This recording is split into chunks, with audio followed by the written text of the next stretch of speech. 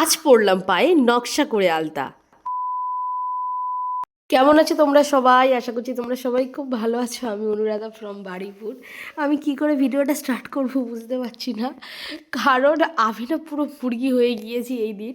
এটা ছিল শিবরাত্রির পরের দিন, যে দিনটা ছিল আমাদের কাছে ভীষণ চ্যালেঞ্জিং, কারণ সেই দিনটা আমি ঘুমাতে পারবে না, তুমি খেতে পারবে না, কিন্তু তোমাকে জেগে থাকতে হবে। সো একটা কিছু কাজ করতে হবে। আর আমার বোনেরা নজর ছিল আমার পায়ের দিকটাতে। তো ওরা আমাকে বললো, তুমি জাস্ট চুপচাপ বসো, আমরা সুন্দর করে তোমার পায়ে একটু আলতা পরাবো। তো লোভটা সামলাতে পারলাম না, তো চলো ঠিক আছে বসি, তোরা যা করার কর। আউটপুটটা দেখে না আমি জাস্ট অবাক হয়ে গেছিলাম।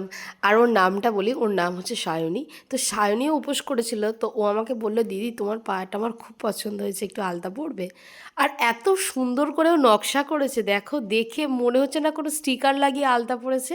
একদমই তাই, কিন্তু ও এটা নিজের হাতে সাজিয়েছে। আর জানো, বললো কি যে চলো একটু তোমাকে নকশা করে দিই, ইউটিউবে যেরকম আলতা পরা ভিডিও দেখতে পাই, পিক দেখতে পাই, ঠিক তেমনটা করে দেবো। আর ঠিক তেমনটাই সুন্দর করে দিয়েছিল ওরা।